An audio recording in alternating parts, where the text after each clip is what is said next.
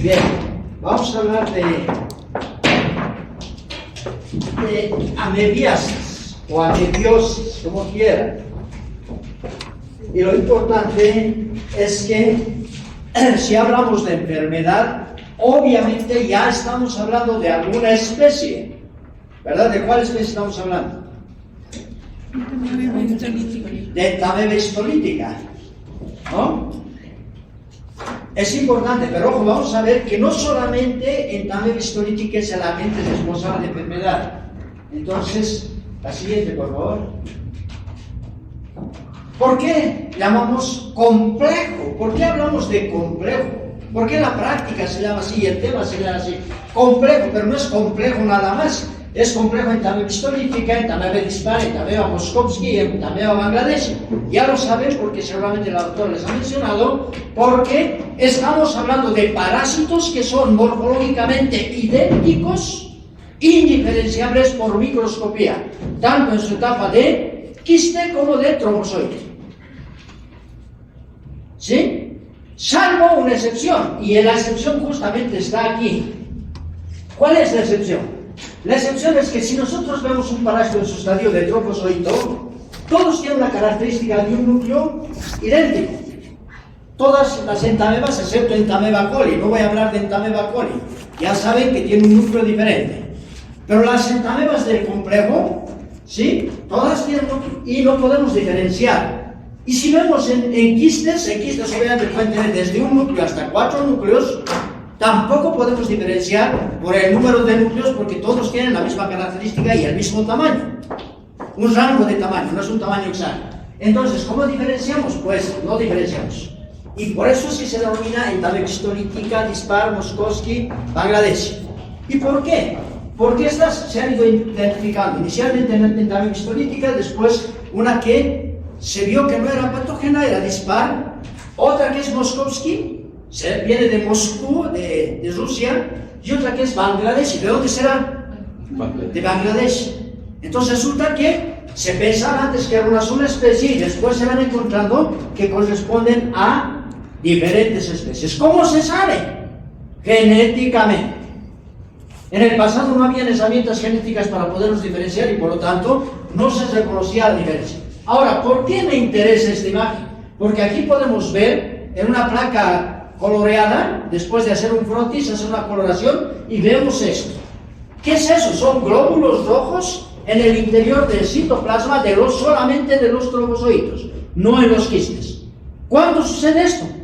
Cuando Entameba histolítica está en su etapa patógena, porque la mayoría de las veces Entameba histolítica está como comensal, es decir, no está causando daño. Y si no está causando daño, la mayoría de las veces las personas parasitadas están solamente infectadas y están en la condición de hospedadores sanos o portadores asintomáticos. ¿Y por qué son importantes? Porque en primer lugar no sabemos cuál especie tiene. En segundo lugar, porque si no tiene manifestaciones clínicas y está asintomático, ¿para qué le van a hacer el examen? En tercer lugar, si no le hacen el examen y está eliminando quistes en sus heces, los quistes son la forma infectante. Ya han visto eso en la clase anterior. Entonces, si es la forma infectante, las personas no tienen síntomas, eliminan parásitos y son la principal fuente de infección. Y si esas personas, por ejemplo, son vendedores de alimentos, pues manipulan alimentos, yo qué tal, panes, ¿no? Y se cuentan panes, ¿cuántos pancitos? 10 y demás, y sus manos están contaminadas con heces.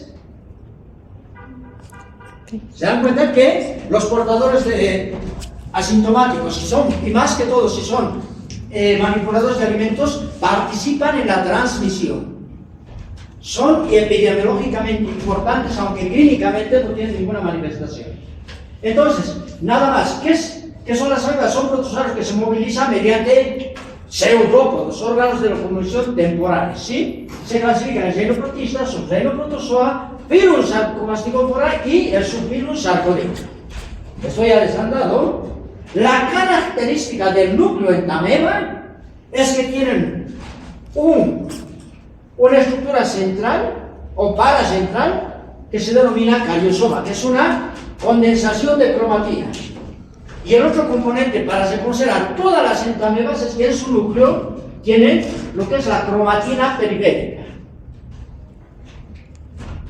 En el caso de Entameba coli sabemos que esto es paracentral y la cromatina periférica es irregularmente distribuida. En cambio, en todas las otras especies del complejo, la cromatina es central y además es cromatina regularmente distribuida. Esa es la característica. Por lo tanto, para hacer el diagnóstico, no hay que ver el número de núcleos, hay que ver las características del núcleo. Y es por eso que la amebiasis es lo que peor se diagnostica. Aquí solamente una imagen para mostrarles aquí lo que está en rojo corresponde a la distribución de entameba histolítica y dispar, y lo que corresponde a azul o negro a la presencia de entameba moskovsky. Entonces, a pesar de que se ha identificado primero en Rusia, ¿sí? En Moscú, entonces vean que está presente en todas partes. Pero ojo, ¿y qué pasa con Bangladesh, que se ha identificado inicialmente en esta región? Ya existen reportes de entameba moskovsky y bangladeshi en América. Entonces, por lo tanto, puede ser que en nuestro medio esté presente, pero como no se distinguen, nadie está estudiando esto. Entonces, si alguien quiere estudiar, de pronto podría encontrar. ¿Sí? Entonces, tomaremos en cuenta esto. Hablando de las amebas patógenas, tenemos a entameba histolítica, que tiene como hábitat la luz del colon. Todas las amebas tienen como hábitat la luz del colon, todas las amebas del complejo. Tiene el ciclo monoxeno y el hábitat principalmente es a nivel de la luz del cielo. Pero la entameba histolítica puede invadir la pared del colon y diseminarse a otros tejidos.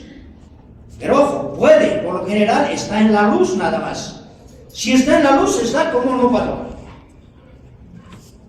Y el hospedador está como un hospedador asintomático. Un portador asintomático. Está en calidad de solamente infectado. ¿No es importante? Pues claro que es importante, porque este es el que está contribuyendo a contaminar el medio ambiente y para que eso permita que el parásito subsista. Ahora, después de colonizar el colon, la pared del intestino grueso, la submucosa, para llegar a la submucosa tiene que atravesar la mucosa, ¿verdad? Ya vamos a ver imágenes.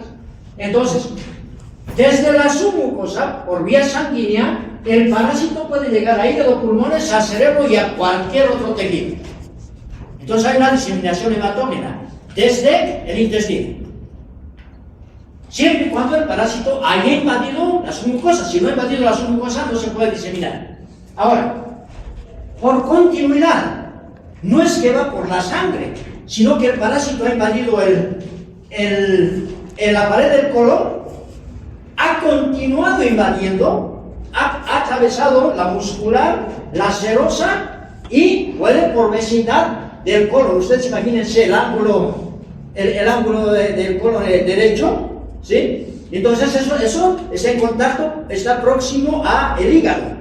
Entonces el parásito por continuidad se abre la lesión en el intestino y puede pasar a hígado y después a pulmones, también por continuidad, porque ya saben que el hígado está en contacto con el diafragma, ¿verdad? Y del diafragma puede pasar a los pulmones.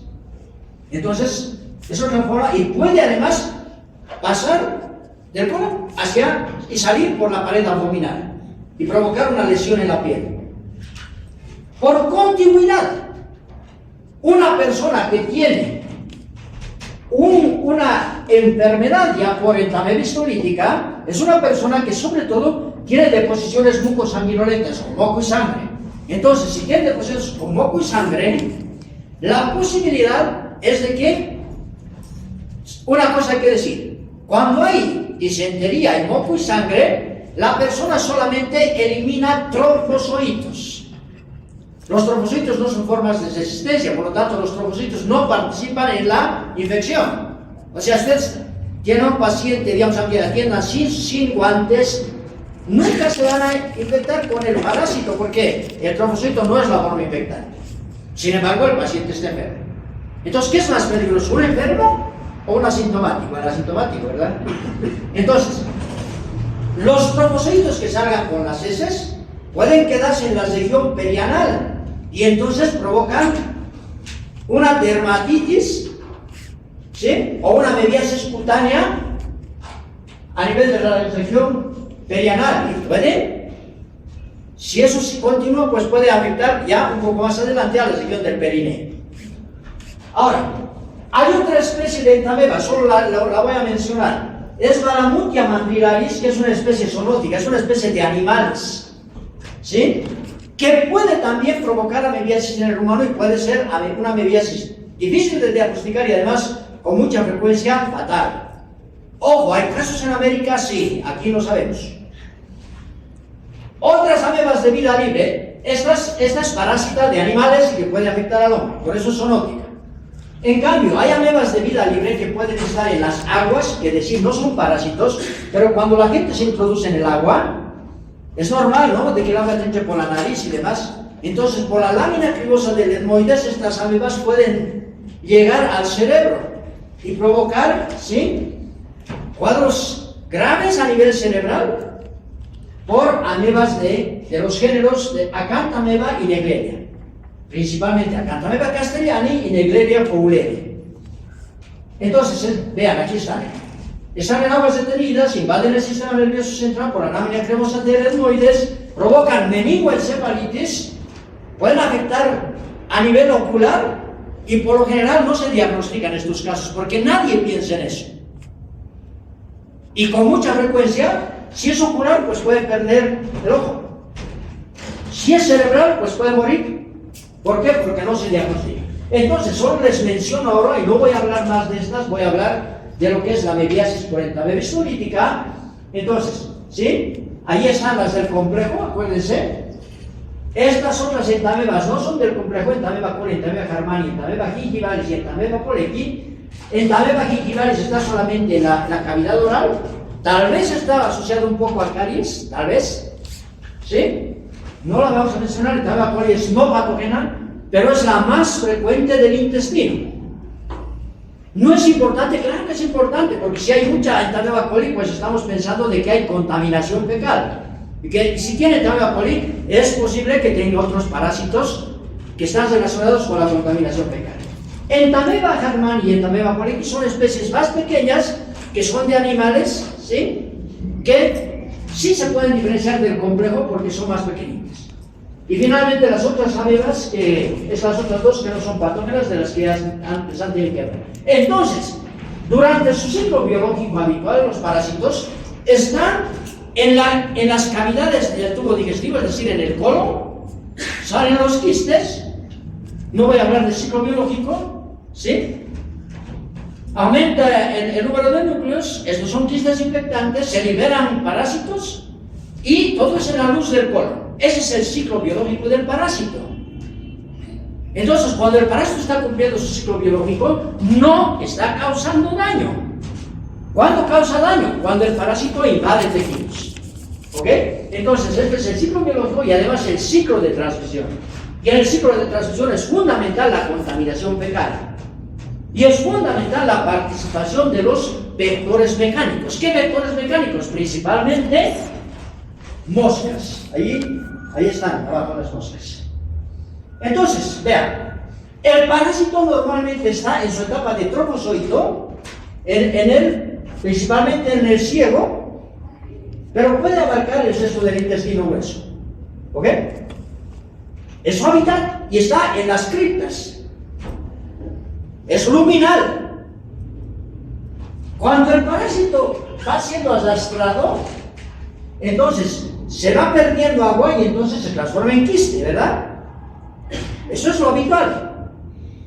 Pero ¿qué pasa cuando de pronto este parásito, todavía se están investigando qué factores se están influyendo? Este parásito, vean, que estaba en la luz,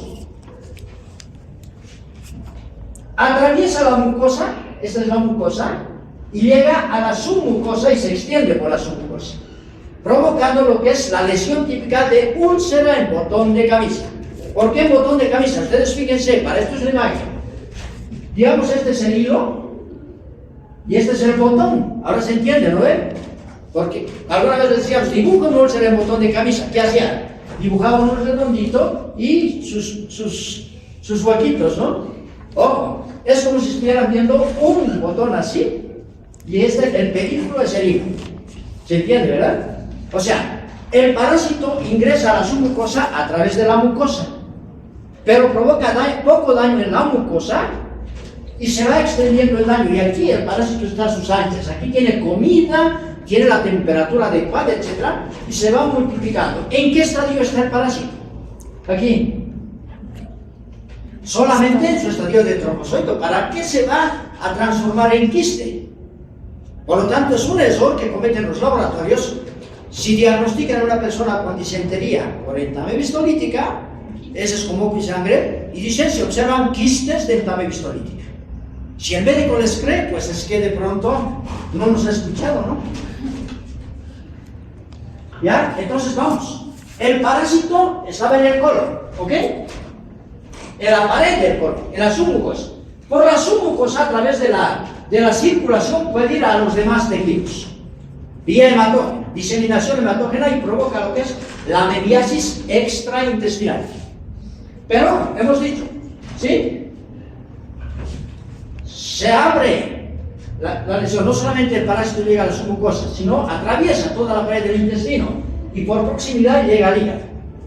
Provoca la memiasis hepática o absceso hepático amebiano. Y puede, después, vean, aquí está, ¿no? Ha llegado aquí, ¿sí? Después se abre este absceso, atraviesa el diafragma, el parásito, porque tiene sustancias químicas que produce y llega a los pulmones. Esto es por continuidad, ¿sí? Vean, esto es la pared abdominal. Vean, lo mismo, se ha abierto una lesión y como prácticamente la pared está cerca, ¿no ve?, de los ángulos cólicos. Entonces, vean aquí una lesión grande en la piel. Vean, ¿a qué extremo? Las costillas, si se puede ver el hueco que ha dejado. ¿Sí? Ya hemos dicho que por vía hematógena puede llegar a diferentes tejidos. Ustedes han visto los dibujos. Esto está. Vean, el parásito por contigüidad. El ano. Salen los trofozoitos con la persona que tiene disentería. Estos parásitos se pueden quedar en la región perianal. Si no hay buena higiene, vean, afecta, ¿sí?, la región perianal y también puede afectar la región perineal. No está muy bien la imagen, pero por eso aquí se pueden ver los pelos, ¿no?, y suponer que es la región perineal. ¿Sí? La mucosa, que sería normal. La mucosa y aquí la submucosa. ¿Sería normal? ¿Sí? Vean, lo normal es el parásito en su estadio de trofozoito.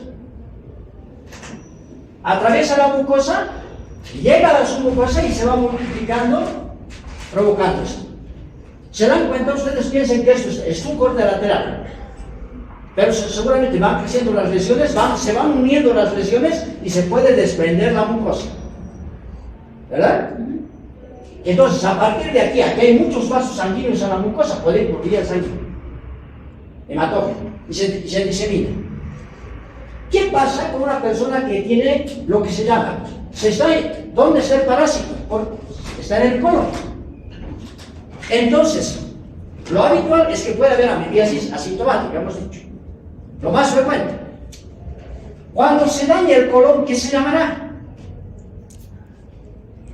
¿Qué se llama? Porque se ha inflamado el colon. Colitis. Entonces, colitis, si a la gente etiológico es entamebistolítica, es colitis amebiana. ¿Me entienden? ¿Cómo se manifiesta clínicamente la colitis amebiana? Las personas, ¿sí?, tienen deposiciones, no son líquidas, son, ¿sí?, deposiciones así como pastosas, ¿sí? No son consistentes, pero tampoco son líquidas. Son deposiciones muy frecuentes, pero en muy poca cantidad. Y están acompañadas de pujo y tenesmo. ¿Qué quiere decir? Que quieren ir cada rato al baño van y defecan poco. Y además, para defecar es normal que tenga que haber peristalsis. Entonces la peristalsis provoca dolor. Entonces el hecho de querer ir cansado todo el baño y casi no hacer nada y además que te duela, eso es el pujo y tenés. Por tanto, deposiciones frecuentes, pero no en cantidad. Muchas veces, pero poquito. Y las características son deposiciones por moco y sangre, deposiciones mucosanguinolentas. ¿Ok? Entonces, vean, puede haber diarrea crónica no disentérica y nadie sospecha que puedan ser amebas las que están relacionadas. Es decir, hay diarreas, pero no con moco y sangre. Pero leves, nadie sabe qué, de pronto ni le preocupan al paciente. Lo más característico es la colitis amebiana aguda. Esta es la enfermedad, porque es enfermedad del colon producida por las amebas y además es un cuadro agudo que se presenta rápidamente y afecta al paciente. ¿Cómo se manifiesta? La disentería no es una enfermedad, la disentería son las heces con moco y sangre. ¿Cuáles son las manifestaciones clínicas? Un poco de elevación de la temperatura, malestar general, dolor abdominal, deposiciones mucosanguinolentas, y esas deposiciones mucosanguinolentas son muy frecuentes en escasa cantidad. ¿Ok? Y aquí están las características. Puede haber pérdida de peso porque obviamente el paciente está mal, no quiere comer, le duele el abdomen, etc. ¿Cómo se hace el diagnóstico? Vean. Nadie sabe exactamente cuál es la prevalencia de amebiasis. Sin embargo, se estima que 50 millones de personas se infectan anualmente, o sea, no son poquitas. Hay más frecuencia de amebiasis en algunos países que en otros. Por ejemplo, en Latinoamérica había más amebiasis en México. Por ejemplo, había mucha amebiasis en Sudáfrica. Por ejemplo, había mucha amebiasis en ciertos lugares de la Unión Soviética, lo que antes era la Unión Soviética, y así. Pero, por ejemplo, nunca hemos sabido cuántos realmente hay en nuestro medio. ¿Por qué? Porque la mayoría son infecciones asintomáticas. Y cuando hay infecciones asintomáticas solamente se eliminan quistes. Y si a veces hay diarrea y se eliminan quistes y trombocitos, como esos quistes y trombocitos no están invadiendo la pared, no tienen glóbulos rojos en su interior, por lo tanto no se pueden diferenciar. Por lo tanto, sí, no es posible. Se calcula que más o menos el 10% de la población mundial está infectada por enfermedad histórica. Se calcula que hay 100.000 muertes anuales. ¿Sí? Y ya hemos dicho que más del 90% de las infecciones son asintomáticas.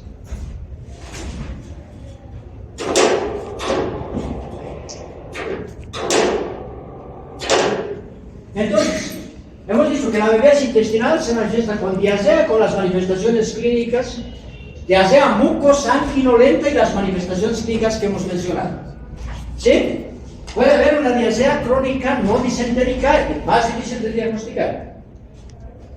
Y la amebiasis extraintestinal depende de dónde sea el problema. Primero, cuando la amebiasis extraintestinal, por ejemplo, se está afectando el hígado, obviamente habrá dolor en la región del hígado. En todos los casos de amebiasis extraintestinal habrá elevación de la temperatura, pero no muy alta. Entonces, imagínense, ¿a quién le duele? Porque el parásito está en el hígado. Pero ojo, si está en el tórax, dependerá de a cuál lado del tórax. Si estará en el cerebro, la enfermedad será más grave. Si está en la piel, habrán heridas en la piel, ¿verdad? Entonces el cuadro clínico puede variar en función de la piel. Por lo tanto, diagnosticar amebiasis extraintestinal es muy, muy difícil. ¿Qué se puede hacer? Buscar al parásito. ¿Pero cómo buscamos al parásito en el cerebro? ¿Cómo buscamos al parásito en el pulmón? Ojo, y el parásito está solamente en su etapa de trombozoito porque está invadiendo tejidos. ¿Qué hacemos? Métodos indirectos. No se puede hacer diagnóstico directo y lo que se hace es, se pueden hacer imágenes, ¿no? Dependerá, hay lesiones en hígado. Pero ¿cuál es la causa de las lesiones en hígado o en el cerebro? Entonces, por las características de las imágenes, los imagenólogos pueden suponer qué enfermedad puede ser, pero suponen nomás. ¿Ok? Pero, como no tienen la claridad, van suponiendo cosas y de pronto la única forma de llegar al diagnóstico es por métodos indirectos, por técnicas serológicas, buscando anticuerpos contra el parásito. Entonces, puede haber, ya saben, ¿no? Solamente habrá enfermedad cuando la mebiasis intestinal se eleva a la invasión de la pared, porque la mayoría de las veces es asintomática. La mebiasis intestinal cuando el parásito llega a otros tejidos por diferentes vías, 3, ¿verdad? Hematógena, ¿qué más? Continuidad y contiguidad, que no es lo mismo. ¿Se dan cuenta que han hecho bien viniendo? Porque está escrito, ¿no? Pero no es tan fácil de entender, ¿no? Entonces, los que no han venido, pues, ¿qué me importa, no? Vean, una cuestión, ¿les duele ahí? Aquí duele, es uno de los lugares que más duele del abdomen, o sea, la región del hipocondrio derecho, la región es lo que más duele. Puede doler por diversas cosas, o una de las causas puede ser el parásito. ¿Sí? Nuevamente, puede ser. ¿Sí? Vean, este es un tejido, se han hecho cortes histológicos y ahí ya se puede ver un parásito, aquí se puede ver el parásito por histología. ¿Cómo se llega al diagnóstico? Si es que hay colitis amebiana, eso quiere decir si hay disentería, hay que pedir examen directo en fresco. ¿Por qué en directo en fresco? Porque hay que hacer el examen lo más rápido posible. En fresco. ¿Por qué directo? Porque no hay que utilizar ningún conservador, nada de formol y demás. No nos olvidaremos que los trofozoitos se destruyen rápidamente. Por lo tanto, hay que examinar cuando son heces con moco y sangre lo más rápido posible. Eso quiere decir en menos de media hora. ¿Por qué? Porque la idea es ver trofozoitos móviles. Y la idea es que esos trofozoitos solamente vamos a reconocerlos si los vemos antes de que se destruyan. ¿Y qué vamos a ver para decir que es entamebiasis histolítica? ¿Ah? Glóbulos rojos. Y además los vamos a ver vivos. Y los trofocitos tienen la característica de entamebiasis histolítica, ya sabe decir la doctora, que emite pseudópodos digitiformes en una sola dirección. Piensen así, ¿no? Entonces emite sus pseudópodos ahí. Arrastrense esto de él y se mueve así, en un sentido. No se nota muy bien el núcleo porque se examen directo en fresco, pero sí se notan los glóbulos rojos. Y también se pueden hacer preparaciones, se hace un frotis y después se colorea, pero esas coloraciones son más caras. ¿Sí? Puede ser la hematoxilina argéntica o puede ser la tinción tricrómica, por ejemplo. Vamos a ver algunas imágenes con tinciones. ¿Sí? Examen directo en fresco, vean. Es el parásito. No se nota el núcleo. Este es un frotis.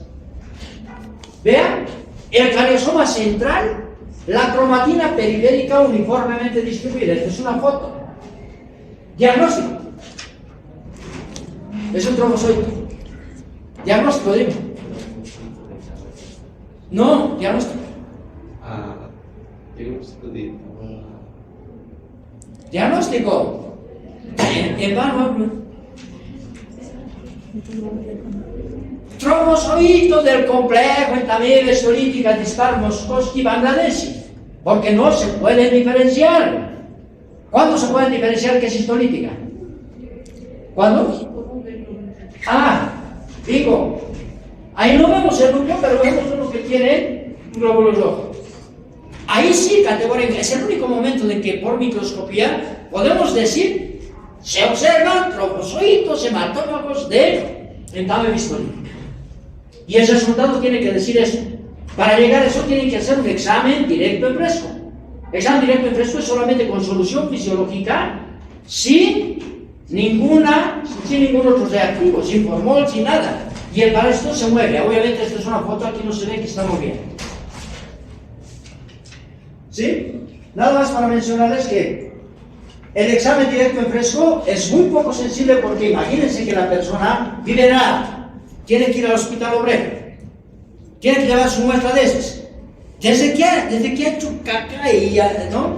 moco y sangre, hasta que haya tomado la movilidad, ha llegado, llega al laboratorio, en el laboratorio llega el laboratorista, se cambia y todo, ya llega. ¿Cuánto tiempo ha pasado? ¿Una hora?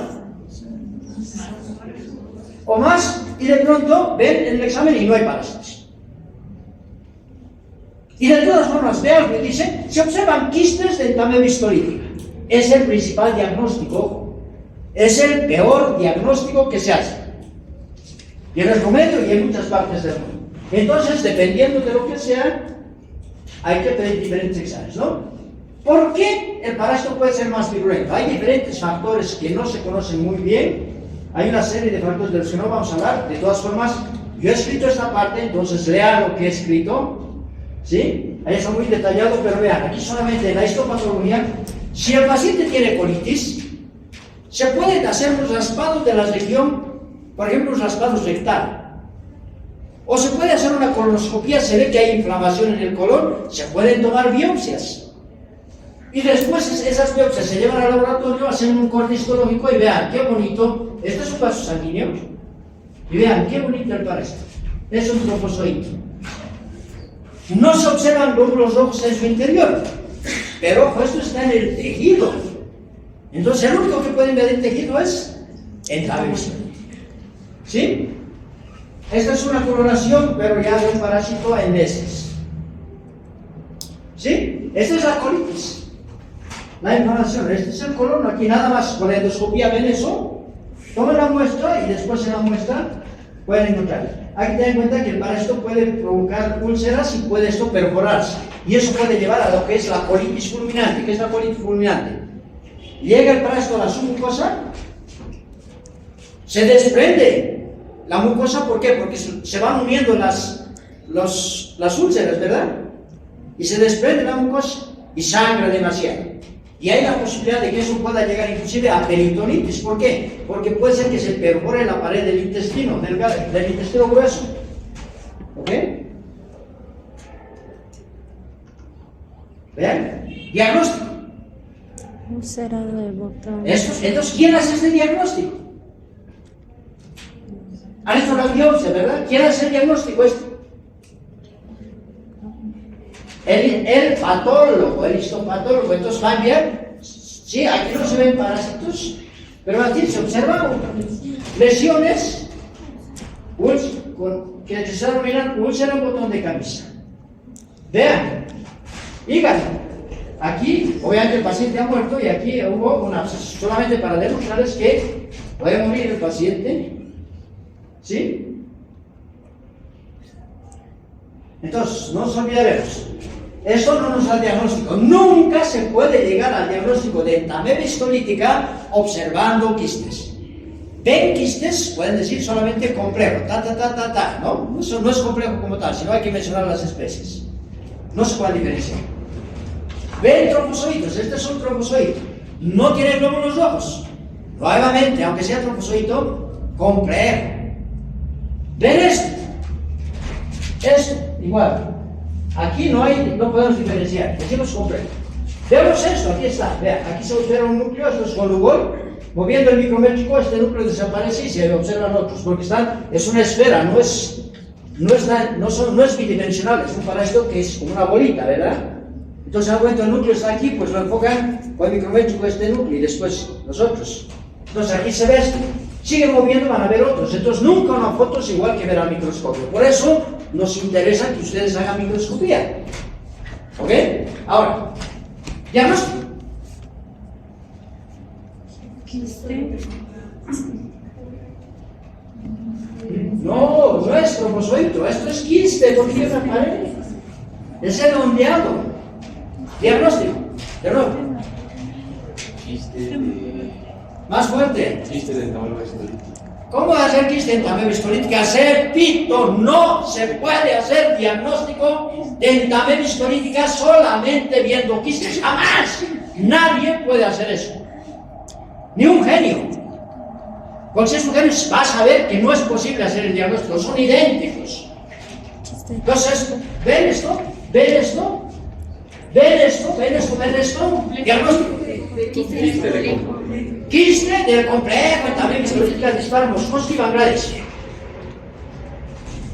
Perestre.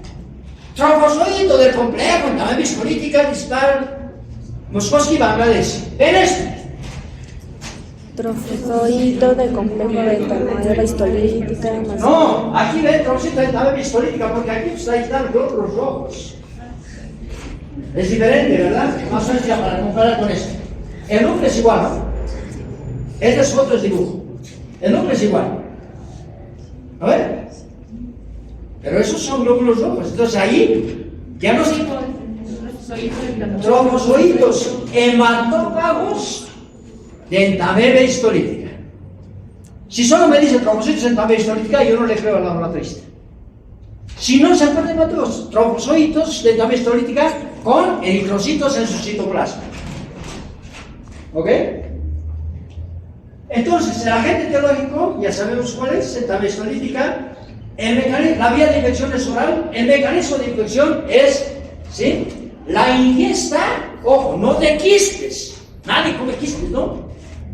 La ingesta de agua, no el consumo, la ingesta de agua. El consumo es que, yo que sé, dejan una pila choseando, están consumiendo mucha agua. Beben, están bebiendo, están ingiriendo agua. Entonces, la ingesta de agua Contaminada. no hervida, contaminada con quistes de entamebe histolítica. La ingesta de vegetales crudos contaminados con entamebe histolítica. No de alimentos, porque una salteña, ¿qué tal? Un chorizo. No ve? Pero la lechuga sí, de pronto la lechuga de chorizo. ¿No ve? Entonces, todo lo que implica contaminación fecal, que son la mayoría de las infecciones que hemos visto hasta el momento.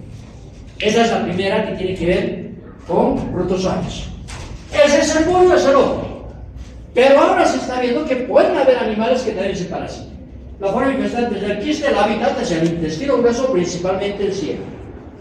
¿Ya vimos qué pasiva?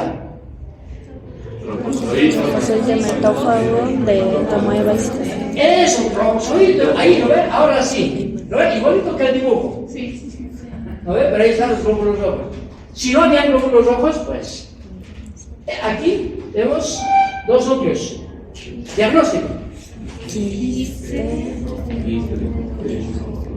¡Más fuerte! Quiste de complejo de entamebe histolítica. Moscowski. Dispar. Moscowski. Bangladesh. ¿Sabes? Somos la única cátedra en la que estamos hablando de las 4 especies, porque en algunas siguen diciendo quiste de entamebe histolítica. ¿Y ahí está? Por lo que vamos a empezar el trofozoito. Vean. Si solo viéramos esto, trofozoito de Entamebe histolítica. listo, trofozoito hematófago de entamebe. Si vemos esto, si no vemos esto, Trofozoito complejo. ¿entienden? Aquí no sabemos si este trofozoito, por pura circunstancia, no tiene glóbulos rojos en su interior, o puede ser que esta persona tenga entamebe histolítica y esa le está provocando la colitis amibiana y por eso tiene disentería, pero también puede tener entamebe dispar, por ejemplo, o entamebe bangladeshi. Puede estar parasitado por 2 especies, no lo vamos a saber. Si queremos saber, tenemos que hacer biología molecular para identificar sus genes y saber cuál especie es. ¿Bien? Entonces, para el recordatorio, ¿sí? Vean, es un dibujo del humano. ¿Dónde está el parásito? En el core. En su etapa de trofozoito. En la luz. Ese es su ciclo biológico. Sale. En la medida que se va alejando hacia el ano, se va perdiendo agua, se forma el quiste. ¿Sí? Sale el quiste. Puede contaminar el medio ambiente, ¿sí? Y otras personas infectan. Si la persona no tiene cuidado, va al baño, es asintomática, se rompe el papel higiénico, se chupa el dedo, ya chupa un mango, ¿no? Se autoinfecta, puede haber autoinfección externa, no hay autoinfección interna. Pero ¿qué pasa? Dentro del intestino el parásito puede pasar de quiste a trofozoito y se va a multiplicar. ¿Ok? ¿Qué pasa? Aquí el parásito normalmente está en el intestino en su etapa de trofozoito. Y el trofozoito se multiplica por fisión binaria, es decir, que un trofozoito pasa a 2. Esos dos acuerdos sí. Solamente se mantiene como trofozoito. ¿Y qué va a pasar si se va multiplicando? Aumenta la cantidad de parásitos, pues, sin que se infecte. ¿No ven? Entonces, y esa persona es asintomática, pero a la medida que vayan aumentando los parásitos, tal vez en algún momento puede provocar enfermedad. ¿Ok? Ahora, si el parásito pasa a la pared del colon, ya está causando enfermedad, colitis amebiana. Y después se puede diseminar, ¿verdad? Se puede diseminar y llegar a otros tejidos. Por la circulación, por ejemplo, como aquí lo indica, ¿no? O por continuidad o por continuidad.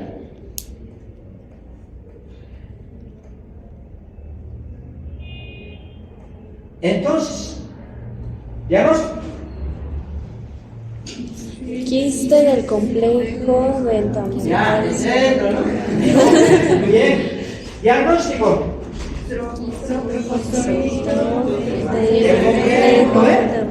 Entonces, los bulos que siempre diagnostican en los laboratorios quiste dental histolítica están equivocados. Y ustedes dependen del resultado del laboratorio. Si el laboratorista les dice quiste dental histolítica, ¿qué van a hacer ustedes? No le van a creer. ¿Qué hacen la mayoría de los colegas? ¿Sí crees? Le hacen tratamiento al paciente y el paciente puede tener otra cosa. Lo importante es que no estén diagnosticando esto, de pronto el paciente tiene algo más grave. ¿Me entienden? Porque sobre todo en niños, la colitis amebiana es más frecuente en adultos. Si es disentería, lo más probable es que sea, si es adulto, una colitis amebiana. Si es un niño que tiene disentería, lo más probable es que sea una colitis bacteriana. ¿Entiende? Y una colitis bacteriana puede ser mortal. Entonces imagínense que no diagnostiquen porque no toman en cuenta esos detalles. ¿Ok?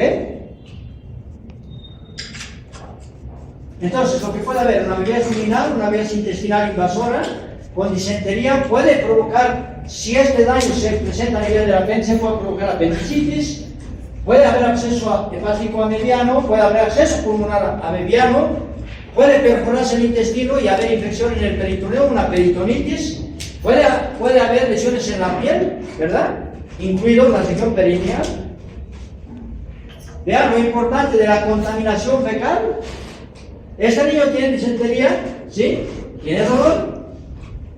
Pero eso no es el que más interesa, es aquel que no tiene síntomas y está defecando y en sus heces, si hay contaminación fecal por falta de agua potable, por falta de alcantarillado, pues más fácil que se infecte si no hay agua potable, y más fácil de que esté contaminando el medio ambiente si no hay alcantarillado. Hay fecalismo. El factor de riesgo más importante es el fecalismo. Aquí solamente para entender todo el ciclo, ¿sí? Vean, está solamente el parásito en el intestino, con este caso, pero luego el parásito puede llegar a otros tejidos. O sea, es solamente un poquito más difícil, pero de algo que han visto ya en un esquema muy graficado. Diagnóstico abajo. ¿Qué es esto? Aquí dice colitis amebiana. ¿Pero qué es esto? Úlcera botón de camisa. ¿Me entienden? Una cosa es que diga la enfermedad. ¿Quién hace el diagnóstico de colitis amebiana? El médico. ¿En base a qué? A lo que le dice el patólogo. El diagnóstico de patología le dice úlcera en botón de camisa. Y el médico dice, bingo, tenías razón. Yo sospechaba que era colitis amebiana. ¿Por qué sospechaba que tenía colitis amebiana? Porque tenía disentería. ¿Qué tenía el paciente? Disentería. ¿Qué tenía? Estas cosas como que están. Disentería. ¿Lo ves?